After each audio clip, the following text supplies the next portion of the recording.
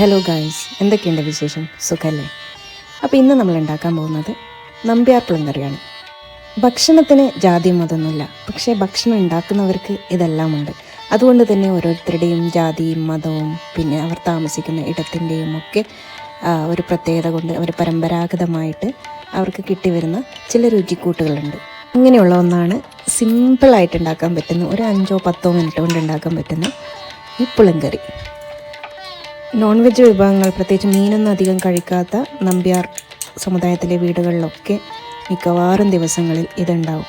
പിന്നെ ഒരു തമാശയും കൂടിയുണ്ട്, നമ്പ്യാർക്ക് പുളിങ്കറി മാത്രമേ ഉണ്ടാക്കാൻ പറ്റുള്ളൂ എന്നൊക്കെ ആൾക്കാർ പറയും. പക്ഷെ അതൊന്നും ശരിയല്ല കേട്ടോ, അവർക്കെല്ലാം ഉണ്ടാക്കാനൊക്കെ അറിയാം. അപ്പോൾ അതിന് വേണ്ടതൊന്നും നമ്മൾ കണ്ടതുപോലെ വെള്ളരിക്ക ചെറുതായിട്ട് മുറിച്ചു. ഇനി വേണ്ടത് പച്ചക്കായാണ്. അതിന് ഏത് കായ വേണമെങ്കിലും എടുക്കാം. മൈസൂർ കായ എടുക്കാം, അതായത് പാളയംകോട് എന്നൊക്കെ പറയുന്നത്. പിന്നെ നേന്ത്രക്കായ എടുക്കാം. ഇതിപ്പോൾ ഞാൻ എടുത്തിരിക്കുന്നത് റോബസ്റ്റയാണ്. എനിക്ക് മൈസൂർ കായ ആണെങ്കിൽ കുറച്ചും കൂടി ഇഷ്ടമാണ്. എന്തായാലും ഇന്ന് ഇതിപ്പോൾ റോബസ്റ്റ വെച്ചിട്ടാണ് നമ്മൾ ചെയ്യുന്നത്. അത് നമ്മൾ പുളിശ്ശേരിക്കൊക്കെ അരിയുന്നത് പോലെ തന്നെ ഇങ്ങനെ അരിയാം. അതുപോലെ വെള്ളരിക്ക് നേരത്തെ പുളിശ്ശേരിക്ക് അരിയുന്നത് പോലെ തന്നെയാണ് അരിഞ്ഞ് വെച്ചിട്ടുള്ളത്. ഇനി ഇതും വെള്ളരിക്കയുടെ കൂടെ ചേർത്ത് ഒരു ചട്ടിയിലിടുക. പണ്ട് കാലത്തൊക്കെ കല്ലുമരിയിലാണ് ഇത് ഉണ്ടാക്കുക. അപ്പോൾ ഞാൻ ചട്ടിയിലാണ് ഉണ്ടാക്കുന്നത്. അതിനുശേഷം അത് നന്നായിട്ടൊന്ന് മിക്സ് ചെയ്തിട്ട് അതിലേക്ക് മുളക് പൊടി ഇടുക. ഇത് ചെറിയ സ്പൂൺ ആയതുകൊണ്ട് ഞാൻ 3 സ്പൂൺ മുളക് പൊടി ഇടുവാണ്. നിങ്ങൾ വലിയ സ്പൂണാണെങ്കിലും ഒരു 1.5 സ്പൂണൊക്കെ മതിയാവും. പിന്നെ കുറച്ച് മഞ്ഞൾപ്പൊടി ഇടുക. അത് കഴിഞ്ഞ് ആവശ്യത്തിന് ഉപ്പിടുക. ഉപ്പ് കുറച്ച് അധികം ഇടണം, കാരണം പുളിങ്കറിയാണ്, നല്ല പുളി ഉണ്ടാവും. അപ്പോൾ കുറച്ച് അധികം ഉപ്പിടണം. അത് കഴിഞ്ഞ് ആവശ്യത്തിന് വെള്ളം ആ കഷ്ണത്തിന് മീതെ നിൽക്കാൻ പാടില്ല. നമ്മൾ കുക്കറിലല്ല വെക്കുന്നത്, ചട്ടിയിൽ തന്നെയാണ് വെക്കുന്നത്. അപ്പോൾ കുറച്ച് കുക്കറിൽ വെക്കുന്നതിനേക്കാളും കൂടുതൽ വെള്ളം ഒഴിക്കണം. എന്നിട്ട് അടുപ്പത്ത് വെക്കുക. ഇനി അത് ഒന്ന് വെന്ത് വരട്ടെ. അപ്പോഴത്തേക്കും നമുക്ക് കുറച്ച് പുളിയെടുത്ത് വെള്ളത്തിൽ കുതിർത്തിട്ട് വെക്കാം. പുളിക്ക് പകരം ചിലർ മോര് ഉപയോഗിക്കും, അപ്പോൾ അത് മോരൊഴിച്ച പുളിങ്കറിയായി. ചിലർ അതിന് പകരം മാങ്ങ ഉപയോഗിക്കും, അപ്പോൾ അതിന് മാങ്ങ പുളിങ്കറി എന്ന പേര്. ശരിക്കുമുള്ള ഈ പുളി ഒഴിക്കുമ്പോഴാണ് അത് ഒറിജിനൽ പുളിങ്കറിയാവുന്നത്. ഇനി തേങ്ങയാണ് വേണ്ടത്. ഈ തേങ്ങ ഒരു മിക്സിയുടെ ജാറിലിട്ട് ഒരു ഇച്ചിരി ജീരകവും അതിൽ ചേർത്ത് നന്നായിട്ട് മിനുസത്തിൽ അരച്ചെടുക്കുക.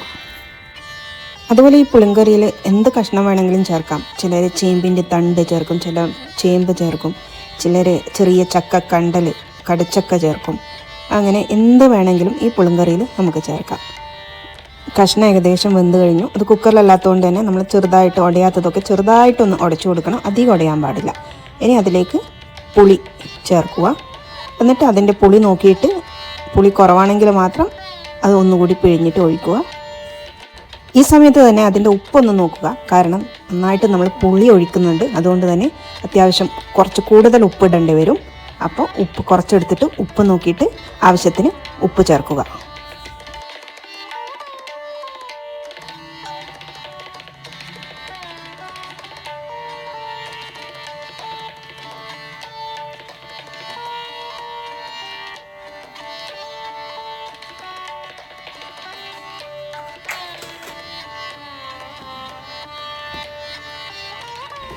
ഈ പുളിങ്കറി കണ്ണൂരിലെ നമ്പ്യാർ സമുദായം മാത്രമല്ല കേട്ടോ, ബാക്കി എല്ലാവരും ഉണ്ടാക്കാറുണ്ട്. പക്ഷേ ഈ സമുദായത്തിലുള്ളവർ ഇത് കുറച്ച് കൂടുതലായിട്ട് ഉപയോഗിക്കും. അതുകൊണ്ട് തന്നെ അവരുടേതായ ഒരു ഒത്തൻറ്റിക് ആ ഒരു സ്റ്റൈലിലാണ് ഞാൻ ഉണ്ടാക്കുന്നത്.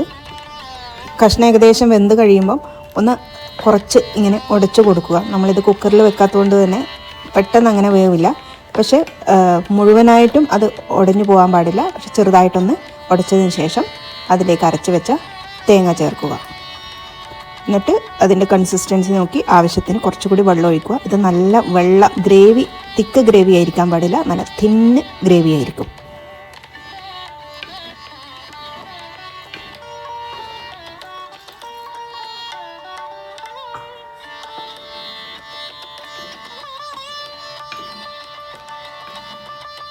ഇനി ഇതിലേക്ക് കുറച്ച് കറിവേപ്പിലയും കൂടി ചേർത്തിട്ട് നന്നായിട്ട് തിളയ്ക്കുന്നത് വരെ നിൽക്കുക.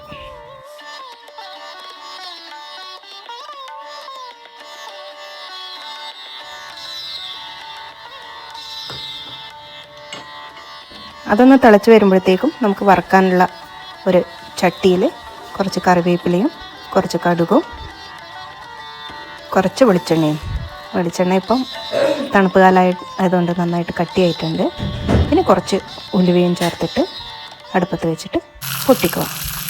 ഇത് നന്നായിട്ട് തിളച്ച് വരുന്നുണ്ട്. ഇവിടെ തിളച്ച് വരുമ്പോൾ അത് പതുക്കെ ഓഫ് ചെയ്തിട്ട് ഈ വറവ് അതിലേക്ക് ചേർക്കുക. അങ്ങനെ നമ്മുടെ പുളിങ്കറി റെഡി ആയിരിക്കുകയാണ് ഗായ്സ്. നിങ്ങളിതൊന്ന് ട്രൈ ചെയ്ത് നോക്കി അഭിപ്രായം പറയണേ. അതോടൊപ്പം ഈ വീഡിയോ ഒന്ന് ലൈക്ക് ചെയ്ത് ഞങ്ങൾ സബ്സ്ക്രൈബ് ചെയ്യണേ. ഒപ്പം ആ ബെല്ലൈക്കൺ കൂടി പ്രസ് ചെയ്ത് ഓൾ എന്ന ആ ഒരു ഓപ്ഷൻ കൂടി ക്ലിക്ക് ചെയ്യണേ. അപ്പോൾ ഇനിയും അടുത്ത വീഡിയോ ആയി കാണുന്നത് വരെ ബൈ. Thank you.